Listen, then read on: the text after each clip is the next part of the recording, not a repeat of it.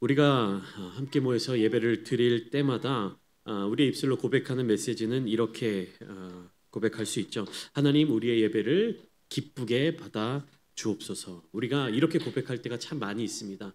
우리가 드리는 예배를 하나님께서 기쁘게 받아 주시기를 구하는 기도를 우리는 하게 됩니다. 그러나 성경은 분명하게 말씀하고 있습니다. 어떤 것을 말씀하고 있느냐? 하나님께서 모든 제사를, 즉 모든 예배를 다 기쁘게 받으시는 것은 아니다라는 사실을 분명하게 알려주고 있습니다. 그렇다는 것은 기쁘게 받으시는 예배가 있고 기쁘게 받지 않으시는 예배가 있다라는 것이에요. 그러면 우리가 주목해야 될 것은 어떤 예배를 하나님께서 기쁘게 받으실 것이냐라는 것에 있는 부분입니다. 창세기 4장에서 가인과 아벨은 같은 시기에 하나님께 제사를 드렸습니다. 그런데 아벨의 제사는 하나님께서 기쁘게 받으셨지만 가인의 제사는 받지 않으셨다라는 사실을 우리는 너무나도 잘 알고 있습니다. 그 이유가 무엇일까라는 질문을 던져보았을 때 하나님은 단순하게 제사라고 하는 그 행위를 보신 것이 아니라 행위만을 보신 것이 아니라 그 제물에 담긴 태도와 마음, 무엇보다도 하나님의 기준에 합당한가 합당하지 아니한가를 보셨다라는 이야기인 것이죠. 오늘 우리가 살펴볼 레위기 22장 17절로 33절까지의 말씀을 보시면 하나님께 드려지는 제물의 기준을 굉장히 구체적으로 다루고 있습니다. 드리면 안 되는 것들, 드려야 할 것들 이렇게 구체적으로 다루고 있는데 이 말씀을 통해 우리는 어떻게 하나님이 기쁘시게 받으시는 그 예배를 드릴 수 있을까라는 중요한 질문으로 함께 나아가고자 합니다. 17절, 18절 말씀을 통해서 우리가 알 수 있는 것은 무엇이냐? 17절 말씀 이렇게 시작하고 있죠. 여호와께서 모세에게 말씀하여 이르시되. 레위기에서 계속 반복되는 패턴이죠. 하나님께서 모세에게 명령을 주십니다. 그리고 그 모세에게 어떤 명령을 주시냐? 18절 말씀 아론과 그의 아들들과 이스라엘 온 족속에게 말하여 이르라 이렇게 명령을 이어가고 있어요. 그 명령의 궁극적인 대상은 누굽니까? 이스라엘 자손들입니다. 이스라엘 모든 족속들입니다. 근데 그 명령을 누구에게 주고 계신다? 모세라고 하는 한 사람에게 주고 계신다. 그러면 그 과정을 어떻게 거쳐갑니까? 하나님의 말씀이 모세에게 가고 모세가 그 하나님의 말씀을 온전하게 전달하여 이스라엘 모든 족속들에게 그 하나님의 명령이 전달될 때 이스라엘 자손이 하나님의 거룩한 백성이 될 수 있다라는 사실입니다. 하나님께서는 굳이 불편하게 그 모세라고 하는 그 하나의 과정을 덧붙이셨어요. 이것은 하나님께서 세우신 질서이며 하나님께서 그의 뜻이 이스라엘 자손들에게 온전히 전달되는 그런 과정 가운데 굉장히 중요한 요소로 모세라는 사람을 세우셨다라는 것을 이스라엘 자손들로 하여금 깨닫도록 만들어 가시는 것입니다. 그 명령이 구체적으로 어떻게 기록되어 있습니까? 이스라엘 자손이나 그 중에 거류하는 자가 서원 제물이나 자원 제물로 번제와 더불어 여호와께 예물로 드리려거든이라는 이 조건이 굉장히 길게 기록되어 있어요. 한번 이렇게 끊어서 살펴보시면 자 이스라엘 자손이나 그 중에 거류하는 자가 그러니까 어떤 사람이 있는데 그 사람도 하나님께서 종류를 나눠주신 것이에요. 이스라엘 자손이나 그 중에 거류하는 자가 이 모든 자들이 제사에 대해서 이렇게 되어 있어요. 서원 제물이나 자원 제물로 번제와 더불어 여호와께 예물로 드리려거든. 굉장히 복잡하죠. 서원 제물에 대한 이야기도 나오고 자원 제물에 대한 이야기도 나오고 번제에 대해서도 나옵니다. 그래서 이러한 종류, 다양한 제사의 종류, 다양한 어떤 제물의 종류를 통하여 여호와께 예물로 드리려거든 이라고 하면 19절 말씀부터는 어떤 내용들이 나타나겠습니까? 그 제사를 드리는 조건들, 제물을 드리는 조건들이 구체적으로 나타나게 되겠죠. 이어지게 되겠죠. 그러면 이제 이스라엘 자손들은요 제사를 드리는 일에 있어서 둘 중에 한 가지 태도를 취하게 되는 것입니다. 무엇이냐? 첫 번째, 하나님께서 정해주신 그 조건을 그대로 순종하고 온전한 마음으로 따르는 것을 택할 것이냐? 아니면 두 번째 마음, 아니 내가 주는 대로 받을 것이지 라는 그런 마음을 택하게 될 것이냐? 물론 하나님께 드리는 것이기 때문에 주는 대로 받아 이렇게까지 생각하진 않겠죠. 그러나 내가 이거 예물을 준비하느라 얼마나 고생을 했는데, 내가 내 가진 것 중에 이것을 제사의 어떤 제물로 쓰기 위해서 내가 얼마나 큰 결단을 했는데, 얼마나 큰 결심을 했는데 라는 어떤 마음이 담겨지게 되겠죠. 반면에 제가 처음 드렸던 그 조건은 무엇입니까? 하나님이 어떠한 제물을 기뻐하실까? 하나님이 어떠한 제물을 받으실 때 기뻐하실까? 어떤 제물을 통해서, 어떤 제사를 통해서 하나님께 영광을 돌릴 수 있을까? 이 두 가지 어떤 마음가짐의 초점이 다릅니다. 뭐 어떻게 다릅니까? 첫 번째는 하나님을 향하여 그 초점이 가 있는 것이에요. 예배를 받으시는 분이 하나님이시구나. 그 하나님이 무엇을 기뻐하시는가에 대해서 초점을 맞추고 있는 것이고, 두 번째 말씀드린 조건은 무엇입니까? 예배를 드리는, 제사를 드리는 나에게로 초점이 맞춰 있는 겁니다. 내가 제사를 어떻게 드리나? 내가 제사를 얼마나 대단하게 드리고 있는가? 내가 얼마나 위대한 제물을 하나님께 드리고 있는가? 겉으로 드러나 보일 때는 똑같은 모습으로, 똑같은 모양으로 나타날 수 있지만 이 두 가지 자세는요, 극명한 차이의, 극명한 결과의 차이를 나타내 보여주게 되는 것입니다. 그러니까 제사를 드리는 이유와 목적을 확실하게 분별할 수 있어야 되는 것이에요. 여러분, 이스라엘 자손들에게 있어서 제사는요, 개인의 감정적인 선택이 아닙니다. 개인의 취향이 반영될 수 있는 범위가 아닙니다. 그리고 또 의무적으로 드려야 하는 어떠한 제도도 아니에요. 우리가 생각할 때 절차와 과정, 그리고 규례와 법도가 있기 때문에 어떤 의무적으로 드려야 하는 제도의 한 부분으로 이해하기 쉽지만, 그런 느낌이 들 수도 있지만, 제사에게 있어서 가장 중요한 것은요, 그러한 모든 과정이나 절차나 방법이나 어떠한 것이 아니라 하나님 그분 자체를 바라볼 수 있는 능력에 있는 것입니다. 하나님께 드려지는 것임을 기억해야 하며 하나님과의 관계를 기억하는 것이 제사의 핵심이에요. 여러분, 우리가 인간적인 관계를 지속하면서 거기에 있어서 발생하게 되는 문제, 혹은 거기에서 우리가 범하게 되는 실수가 있으면 그것이 무엇입니까? 상대방이 아닌 다른 어떠한 것에 주목할 때 문제가 발생한다라는 것입니다.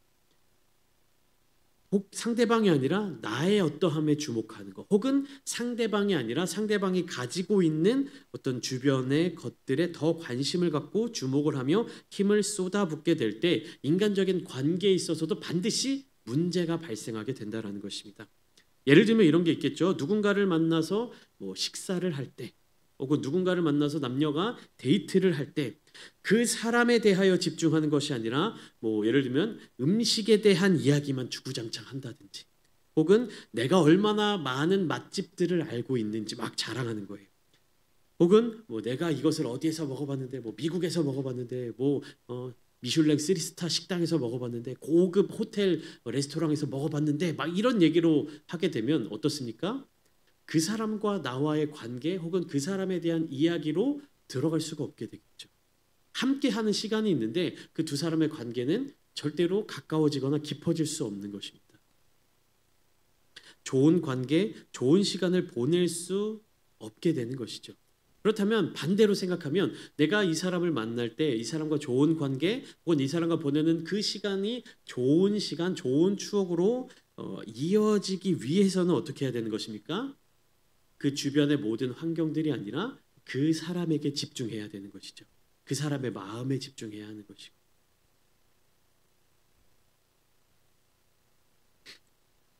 창세기 4장의 말씀, 창세기 4장에 나타나는 제사의 모습을 보시면 가인의 제사가 있고 아벨의 제사가 있습니다. 근데 가인은 자신이 준비한 땅의 소산물을 제물로 삼아 하나님께 제사를 드렸죠. 아마도 그의 입장에서는 잘 준비하여 드린 멋진 제사라고 생각했을지도 모릅니다. 그러나 하나님께서는 가인의 제사를 받지 않으셨습니다. 성경은 가인의 제물과 아벨의 제물의 어떤 질적인 차이에 대하여서 구체적으로 기록하고 있지는 않습니다. 가인의 제물에 있어서 뭐가 문제가 있었다, 뭐가 불량품이 있었다, 뭐가 잘못되었다, 이렇게 성경은 구체적으로 이야기하고 있지는 않습니다. 가인이 제물을 대충대충 준비하고 질이 떨어지는 것으로 드렸다는 명백한 기록은 나타나고 있지 않다는 사실이에요. 그러나 성경 속에 분명하게 기록되어 있는 사실은 무엇이냐? 하나님께서 가인과 그의 제물을 받지 않으셨다라는 것입니다. 그의 제사뿐만 아니라, 그의 제물뿐만 아니라 가인이라고 하는 그 사람 자체를 하나님께서 받지 않으셨다라고 성경은 분명하게 기록하고 있는 것입니다. 쉽게 말하면 가인의 제사는요, 하나님의 마음에 들지 않았다라는 것이. 하나님께 제사를 드리는 일에 있어서 이 한마디보다 중요한 것은 없습니다. 하나님께서 받으시는 예배, 하나님이 기뻐하시는 예배가 무엇인지에 초점을 맞춰야 하는 것이지, 내가 이 제사를 드리기 위해서 무엇을 준비했고 어떤 일을 행하였고 어떤 노력을 했고, 이게 중요한 사실이 아니라는 것이에요. 근데 우리는 많은 부분에 있어서 착각합니다. 오해합니다. 내가 이 예배를 드리기 위해서, 내가 이 제사를 준비하기 위해서 얼마나 많은 노력을 했는지에 자꾸만 초점을 맞추게 되는 거예요. 여러분, 간단한 얘기예요. 제가 좀 전에도 말씀드렸지만, 누군가 인간적인 관계에 있어서 식사를 할 때 상대방이 나를 초대해서 뭐 이렇게 밥을 사줍니다. 근데 막 하면서 되게 생색내는 경우 있잖아요. 야, 이게 얼마짜린데? 야, 이거 어디서 먹을 수 없는 거야? 뭐 며칠 몇 달 전부터 예약해야 먹을 수 있는 거야? 야, 이게 얼마짜리야? 뭐 이렇게 이야기하면서 나에게 밥을 사준다. 이러면 여러분 소화가 잘 되겠습니까? 아무리 맛있는 음식이라 할지라도 그 음식이 맛있게 내 입으로 넘어가겠습니까? 불편해요. 기쁘지가 않습니다. 예배는요, 이와 같이 나를 만족시키는 시간이 아니라 하나님을 기쁘시게 해드리는 시간이라는 거예요.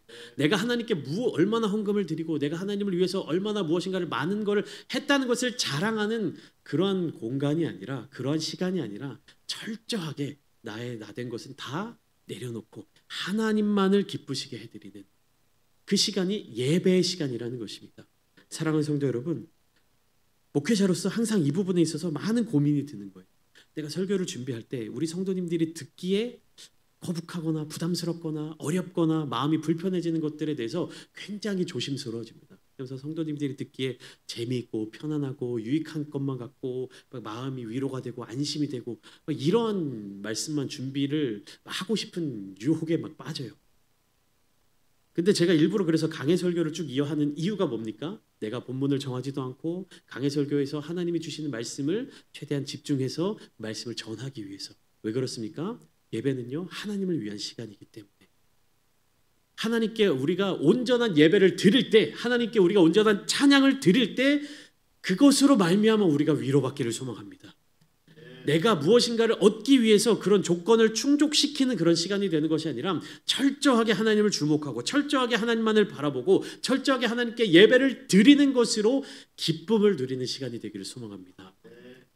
여러분, 내가 누군가를 사랑하는 사람을 만날 때요, 그 사람에게 무엇인가를 막 해줄 때 아깝지가 않죠. 맛있는 음식도 사주고 좋은 선물도 해주고, 그러면서 내가 내 마음속에 바라는 것이 무엇입니까? 이것에 대해서 그 사람이 함께 기뻐하는 것, 맛있는 음식을 먹으면서 즐거워하고 내가 준 선물에 대해서 또 기뻐하고, 그거면 충분하지 않습니까? 이게 막 얼마짜리 선물인데 어떻게 써야 되고 이걸 뭐 어떻게 다뤄야 되고 막 이런 거 너무 부담스럽지 않습니까? 그 말씀처럼 지금 레위기 22장 17절부터 33절 말씀, 또 앞서서 레위기 22장 전체의 말씀은 하나님께서 직접 그 말씀을 해주시고 계시는 것이에요. 하나님께서 그 힌트를 주고 계시는 것입니다. 그래서 17절부터 쭉 반복되는 이야기가 있어요. 무엇이냐? 하나님이 기쁘게 받으심이 되도록 드려야 한다. 기쁘게 받지 않으시는 것에 대해서 쭉 말씀해 주고 계시는 것이에요.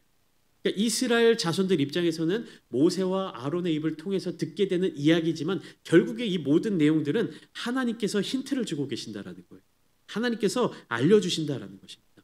그럼 우리가 주목해야 될 것은, 이것이 하나님께서 기뻐하시는 일이구나, 이 모습들이 하나님께서 즐거워하시는 일이구나 라는, 그것이 우리의 마음을 사로잡아야 하는 것입니다. 그래서 19절 말씀 보시면, 기쁘게 받으심이 되도록 소나 양이나 염소의 흠없는 수컷으로 드릴지니 라고 명령이 이어지고 있는 것이에요. 자, 18절 마지막을 보시면, 너희가 하나님께 제사를 드리고 싶으면, 너희가 하나님께 제물을 드리고 싶으면 19절 말씀처럼 기쁘게 받으심이 되도록 드려라, 결론을 내리고 있는 것이, 핵심이 이것입니다. 너희가 제사를 드리려면 하나님이 기쁘게 받으심이 되도록 그러한 제물을 드려라 라고 이야기를 말씀을 해주고 계시는 것입니다. 여기에서의 핵심 메시지는요, 기쁘게 받으심이 되도록입니다. 19절 말씀 보시면 기쁘게 받으심이 되도록 후반부 소나 양이나 염소의 흠없는 수컷으로 드려라 이렇게 명령하고 있는데 우리가 그냥 이 말씀을 쭉 보면서 제사의 어떤 방법, 제사의 과정에 집중하게 되고 거기에 신경을 빼앗기게 되면 무엇을 자꾸만 주목하게 되냐면 소나 양이나 염소의 흠없는 수컷으로 드려야 한다라는 생각에 사로잡히게 됩니다. 그 방법에만 마음을 뺏기게 돼요. 그런데요, 하나님이 기쁘게 받으심이 되도록 준비하지 않으면요, 그 소나 양이나 염소의 흠없는 수컷은요 아무런 의미가 없어지는 것이에요. 그리고 당연한 이야기이지만 흠이 있는 것은 기쁘게 받으실 만한 제물이 될 수가 없죠. 그렇기 때문에 반드시 예배를 드리는 자는, 반드시 제사를 드리는 자는 이 두 가지 요건을 모두 갖추어야 하는 것이에요. 첫 번째, 하나님이 기쁘게 받으심이 될 수 있는 것. 두 번째, 흠이 없는 것. 근데 많은 예배자들은요, 이 두 가지 중에 한 가지만을 신경 씁니다. 이 두 가지 중에 한 가지만을 자꾸만 바라보게 돼서 다른 한 가지를 놓치게 돼요. 제물에 신경을 쓰는 사람은 소나 양이나 염소의 흠없는 수컷, 무엇이 흠이 없는 것인가, 무엇이 흠이 없는 것인가, 막 그것을 골라내다가 어떠한 마음가짐으로, 어떠한 태도로 나를 어떻게 드릴 때 하나님이 기쁘게 받으시는 제사가 될 수 있을까를 놓치게 되는 경우가 있고요. 혹은 하나님이 기쁘게 받으시는 것이 무엇인가라는 것을 고민만 하다가 흠이 있는 제물을 막 드리게 되는 경우도 발생하게 되는 것입니다. 그렇기 때문에 하나님께서 레위기 22장을 통해서 그런 모든 부분들에 대해서 그렇게 해라, 이렇게 하지 말아라 라고 분명하게 알려주고 계신 것이에요. 그렇기 때문에 모든 제사의 과정에 있어서 가장 중요한 것은 무엇입니까? 그 기준이 하나님의 명령이 되어야만 하는 것입니다. 그래서 이 이스라엘 자손들은 레위기 22장 후반부에 나타나고 있는 하나님의 기준들을 다 철저하게 지켜야만 했습니다. 그리고 그것에 대한 책임은 제사장들이 크게 져야 했어요. 무엇입니까? 제물은 반드시 흠없는 수컷이어야 하며 하나님이 받지 않으시는 제물들에 대해서 22절 말씀부터 명확하게 이렇게 기록하고 계시잖아요. 다 쭉 이어지고 있지만 22절의 말씀만 우리 함께 읽어보겠습니다. 시작. 너희는 눈먼 것이나 상한 것이나 지체 배임을 당한 것이나 종기 있는 것이나 습진 있는 것이나 비루 먹은 것을 여호와께 드리지 말며 이런 것들은 제단 위에 화제물로 여호와께 드리지 말라. 이렇게 분명하게 말씀하고 계세요. 22절뿐만 아니라 뒤에 이어지는 말씀 속에서도 하나님께서는 무엇을 드려야 하는지, 무엇을 드리지 않아야 하는지에 대해서 명백하게 말씀해 주고 계신 것이에요. 그러니까 모세와 아론을 포함한 영적인 지도자들, 제사장들은 이스라엘 백성들을 가르칠 책임이 있었던 것이에요. 하나님의 뜻을 철저하게 전달해야만 했습니다. 제사가 아닌 오늘날의 예배 또한 마찬가지이죠. 형식과 습관 속에서 드려지는 예배가 되어서는 안 된다는 것입니다. 하나님께서 기쁘게 받으실 만한 예배인지를 날마다 살펴야만 하는 것이에요. 여러분, 제사의 과정을 한번 상상해 보십시오. 물론 쉽지 않은 과정이지만 매번 드리는 제사가요 다 똑같은 과정이에요. 양들을 우리가 얼마나 구분할 수 있겠습니까? 염소들을 얼마나 구분할 수 있겠습니까? 흠없는 제물을 데리고 가서 멱을 따고 그것을 해체하고 제사장이 해야 할 일, 제사를 드리는 제사자가 해야 할 일, 이 모든 것들이 구별되어서 그 모든 과정들이 똑같이 진행되어 가는 것이에요. 쉽게 말하면요, 반복되는 일은요 재미가 없습니다. 재미없는 과정이에요. 똑같은 과정, 지루한 과정입니다. 그런데 그 일에 있어서 철저하게 하나님의 뜻대로 행해야 한다라는 것이죠. 우리의 예배도 마찬가지 아닙니까? 정해진 시간, 정해진 요일, 정해진 과정, 정해진 순서에 따라서 예배를 드립니다. 많이 드릴 때는요 한 일주일에 예배를 4번, 5번씩 드릴 때가 있어요. 그런데 그런 모든 과정들이 우리에게 있어서 날마다 새로워야 하는 것입니다. 똑같은 순서, 똑같은 시간, 똑같은 장소, 똑같은 모양이라 할지라도 우리의 마음이 날마다 새로움으로 하나님 앞으로 나아가야 합니다. 하나님께서 기쁘게 받으실 만한 예배인지, 하나님께 온전히 드려지는 예배인지 우리는 마음을 다하여서 그것을 점검해 나아가야 한다는 것이에요. 그 핵심이 무엇입니까? 26절부터 30절까지 말씀에서 기록되어 있는 하나님이 세워주신 기준에 순종함으로 드려야 한다는 것입니다. 27절 말씀, 짐승은 태어난 지 8일 이후부터 제물로 드릴 수 있다. 28절, 어미와 새끼를 같은 날 잡아서는 안 된다. 29, 30절 말씀 보시면 감사제물을 당일에 먹어야 하고 이튿날까지 두어서는 안 된다. 그러니까 우리가 보기에는 사소해 보이는 규례일지도 모르지만 하나님은 이러한 질서와 규범을 통해서 제사가 거룩함을 유지하도록 그렇게 명령하셨던 것이에요. 여기서 핵심은 이겁니다. 내 생각에 이해가 되지 않더라도 순종하는 것. 내 기준에 어떠한 내 기준과 다르더라도 하나님의 기준을 따르는 것. 그것이 핵심이에요. 오늘날의 예배도 우리가 보면요, 뭔가 더 합리적인 모습이 있지는 않을까 고민할 때가 있습니다. 그리고 실제적으로 더 합리적인 예배 모습들이 있을 수 있어요.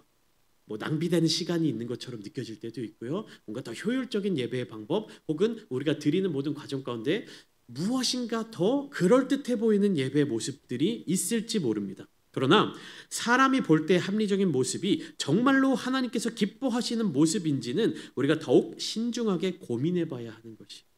양적으로 더 뭔가 풍성한 것, 더 많은 사람들이 한 번에 모여서 드리는 예배, 어떠한 모습, 어떠한 모양 혹은 어떠한 과정, 우리가 중점적으로 중요하다라고 두는 어떤 부분들이 있을지 모르지만 우리가 잠잠히 묵상하며 곰곰이 하나님 앞에 기도하며 나아갈 때 정말로 이것이 하나님께서 기뻐하시는 모습인지, 그리고 우리가 예배의 모양을 결정할 때 정말 하나님을 생각하면서 그렇게 결정했는지를 다시 한번 생각해 봐야 할 것입니다. 그리고 그 기준이 예배의 시간뿐만 아니라 우리의 삶의 질서와 방법으로 이어져야만 합니다. 여러분, 레위기의 이 제물에 대한 규례, 제물에 대한 법도는요, 단순히 제사장과 백성의 어떤 행위들을 제한하기 위해서 만들어진 것이 아닙니다. 그것은요, 하나님의 백성들이 일상의 삶에서도 하나님의 기준을 따라서, 하나님의 규칙을 따라서, 하나님의 질서를 따라 살아가도록 만들어주시는 가르침입니다. 그러니까 예배는 삶과 분리되어 있는 영역이 아니에요. 그리고 예배도 그렇고 우리의 삶도 그렇고 하나님의 기준대로 라는 것은 하나님께서 세워주신 질서대로 살아가야 한다라는 것입니다. 하나님은 창조도 질서의 역사로 이루어 주셨고요. 무질서에서 질서로 바뀐 것이 하나님의 창조 역사 아닙니까? 마귀는요, 질서와 그런 하나님의 계획과 하나님의 뜻을 자꾸만 흐트러뜨리는 그러한 간교한 계략을 힘씁니다. 질서를 유지하는 것이 아니라 계속해서 하나님께서 세워주신 질서와 그런 하나님의 기준을 흐트러뜨리려고 하는 것이 마귀 사탄의 계략이에요. 그런 것에 따르지 않고 하나님의 질서를 굳건하게 붙잡고 하나님께서 세워주신 기준대로 살아가는 자들이 바로 그리스도인들이며 하나님의 나라를 세워가는 거룩한 백성들인 것입니다. 삶 속에서 무질서와 불순종 가운데 살면서 죄의 어떠한 쓴뿌리 가운데 살면서 예배 시간에만 질서를 잡고 거룩한 척하며 살아갈 수는 없습니다. 하나님의 질서는 이 예배 장소뿐만 아니라 우리의 가정과 직장과 사회 모든 영역에서 우리의 기준과 방법이 되어야만 하는 것입니다. 예배의 질서뿐 아니라 삶 전체가 하나님의 기준 위에 세워져야 한다라는 말입니다. 그리고 이 기준은요, 나라고 하는 한 사람을 넘어서서 우리라고 하는 이 교회 공동체에게 동일하게 주어지고 있는 것입니다.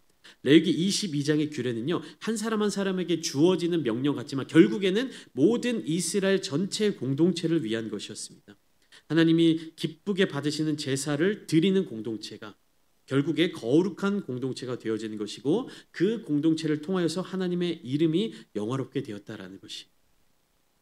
오늘날 교회도 마찬가지죠. 한 사람 한 사람의 예배가 하나님께 기쁘게 드려질 때 그 교회 전체가 하나님이 기뻐하시는 공동체로 세워질 수 있는 것입니다.